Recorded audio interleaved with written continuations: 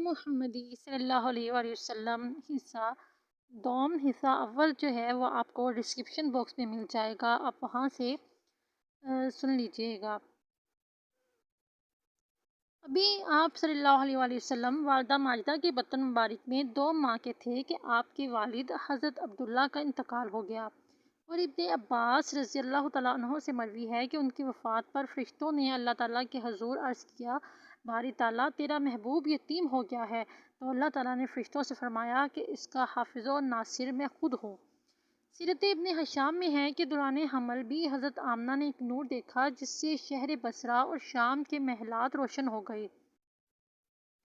حضرت آمنہ سے مروی ہے کہ جب حضور صلی اللہ علیہ وآلہ وسلم کی ولادت مقدسہ کا وقت قریب آیا تو حسب معمول مجھ پر کیفیت طاری ہوئی، پھر مجھے اچانک یوں محسوس ہوا کہ سفید پرندے کے پر کی طرح کسی روشن چیز نے میرے دل پر مسح کیا ہو، جس سے درد فوراً جاتا رہا۔ پھر مجھے جنت کا سفید مشروب پیش کیا گیا جو میں نے پی لیا، پھر مجھے ایک عظیم نور نے گھیر لیا، پھر میں نے خوبصورت طویل القامت عورتوں کو دیکھا، مجھے تعجب ہوا اور میں نے پوچھا تم کو میرے پاس کہاں سے آئی ہو؟ تو انہوں نے کہا ہم آسیہ یعنی فرعون کی بیوی جو حضرت موسیٰ پر ایمان لے آئی تھی اور مریم بنت عمران ہیں، اور ہمارے ساتھ یہ سب جنتی حوریں ہیں۔ پھر میں نے زمین سے آسمان تک سفید سی روشنی دیکھی، پھر میں نے فضا میں ایسے مرد دیکھے جن کے ہاتھوں میں چاندی کی سراحیاں تھیں، پھر میں نے سفید جنتی چڑیوں کو دیکھا جن کی چونچیں زمرد کی اور پر یاقوت کے تھے،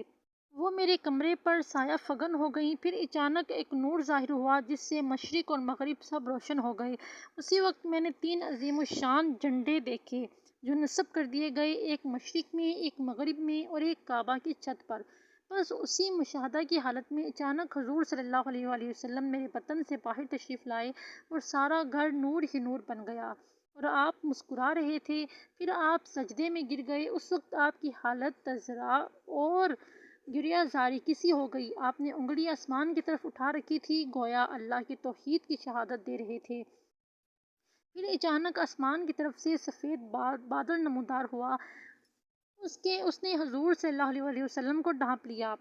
اور ایک منادی کی ندا بلند ہوئی کہ حضرت محمد صلی اللہ علیہ وآلہ وسلم کو مشارق و مغارب اور بحر و بر میں پھیراؤ تاکہ سب انس و جن، ملائکہ اور چرند پرند،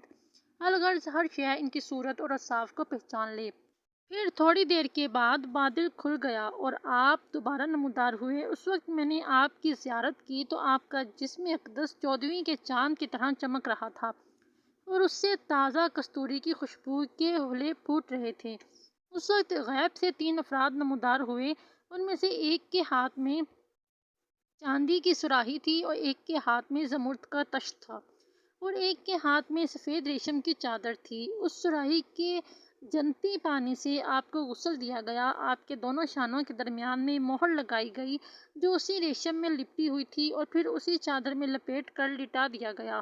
آپ کو پیدائشی طور پر سرما ڈالا ہوا تھا، ناف بریدہ تھی، ختنہ شدہ تھے۔ حضرت ابن عباس نے بھی اسی طرح روایت کیا ہے۔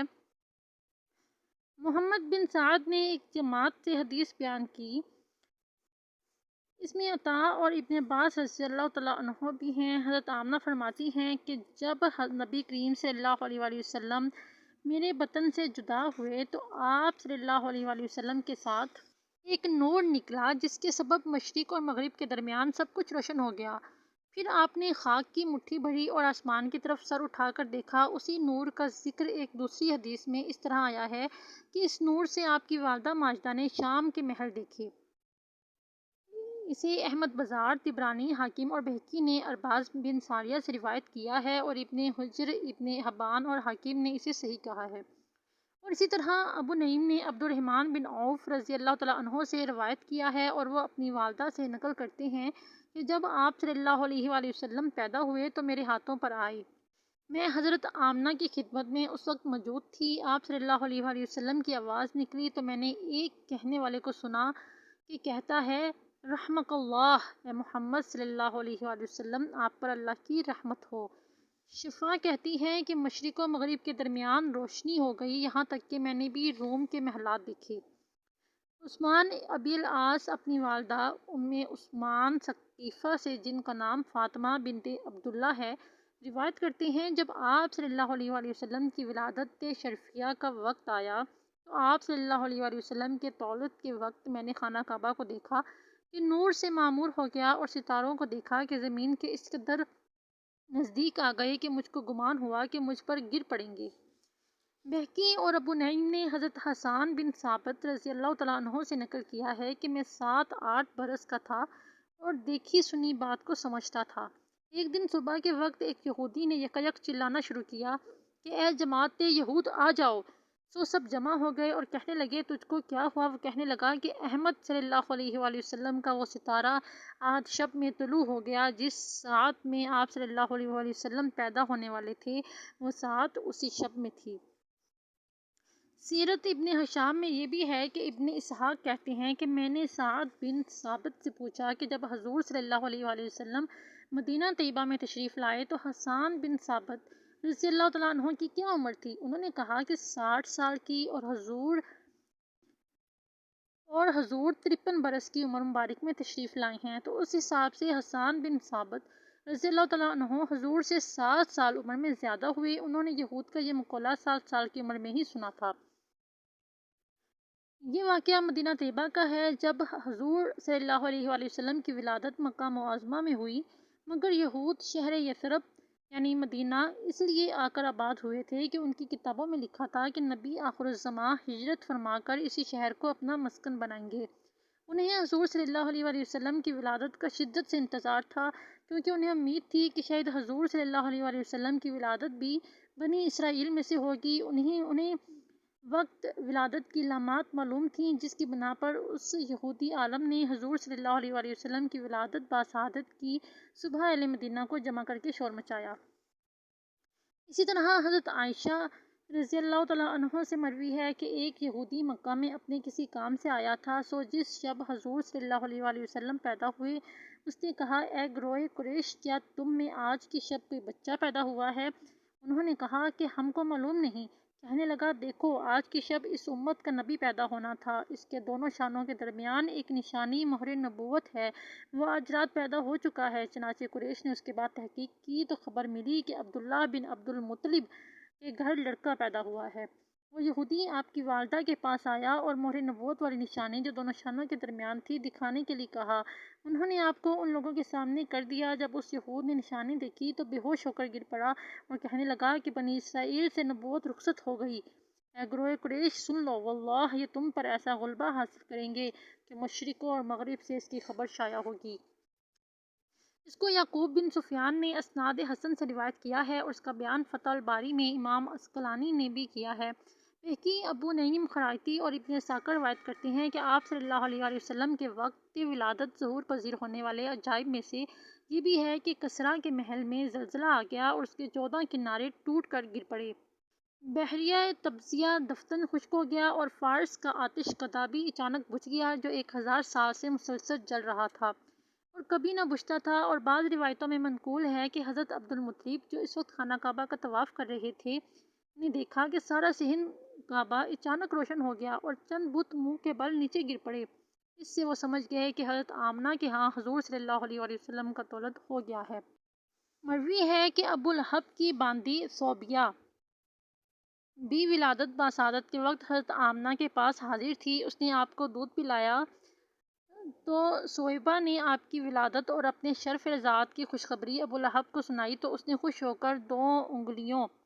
انگشت شہادت اور درمیانی انگلی سے اشارہ کرتے ہوئے صویبہ کو آزاد کر دیا۔ صحیح بخاری میں ہے کہ مرنے کے بعد اسے حضرت عباس نے خواب میں دیکھا اور پوچھا کہ تمہارا کیا حال ہے؟ تو اس نے جواب دیا کہ جہنم کے سخت عذاب میں گرفتار ہوں، مگر جب پیر کی رات جو حضور صلی اللہ علیہ وآلہ وسلم کی شب ولادت تھی آتی ہے تو میرے عذاب میں کمی کر دی جاتی ہے اور ان 2 انگلیوں کو چوستا ہوں جن کے ذریعے حضور نبی کریم صلی اللہ علیہ وآلہ وسلم کی ولادت کی خوشی میں اشارہ کر کے صویبہ کو آزاد کیا تھا، ان میں سے ٹھنڈا پانی نکلتا ہے جسے پی کر پیاس بجھاتا ہوں۔ ائمہ اور محدثین اور اکابر علماء امت بیان کرتے ہیں کہ جب ایک کافر کو حضور صلی اللہ علیہ وآلہ وسلم کی ولادت مبارکہ پر خوشی کے اظہار میں کیے گئے عمل پر عذاب میں تخفیف مل گئی ہے جبکہ کفار کا کوئی عمل آخرت میں باعث اجر نہیں ہوتا، یہ محض حضور صلی اللہ علیہ وآلہ وسلم کے خصائص اور برکات میں سے ہے، تو اہل ایمان و محبت اگر حضور صلی اللہ علیہ وسلم کے میلاد مبارک کی خوشی منائیں گے اور اس میں اعمال صدقات اور قلبی سرور کے اظہار کا اہتمام کریں گے، تو آخرت میں ان کے اجر و ثواب کا کیا عالم ہوگا۔ ذرا سوچیں کہ جو ابو جہل تھا، جو حضور پاک صلی اللہ علیہ وآلہ وسلم سے آخری دم تک اختلاف رکھتا آیا تھا، اس کے ایک عمل جو اس نے کیا تھا، اس کی وجہ سے اس پر اتنا کرم ہوتا ہے، اتنی عنایت کی جاتی ہے۔ تو ذرا سوچیں، اگر ہم حضور صلی اللہ علیہ وآلہ وسلم پر ایمان لانے والے ہیں، ان کے امتی ہیں، اگر ہم سچے دل سے حضور پاک صلی اللہ علیہ وآلہ وسلم سے محبت کریں، ان سے انسیت کریں، ان کی تعلیمات پر عمل کریں، ان پر درود پاک کا نذرانہ عقیدت پیش کریں، تو ہم پر کتنا کرم اور عنایت کی جائے گی۔ اللہ پاک ہمیں سچے دل سے حضور پاک صلی اللہ علیہ وآلہ وسلم کا امتی ہونے اور ان سے محبت اور انسیت رکھنے اور ان کی تعلیمات پر عمل کرنے کی توفیق عطا فرمائے۔ آمین بجاہ النبی الامین و صلی اللہ تعالیٰ علیہ وآلہ وسلم۔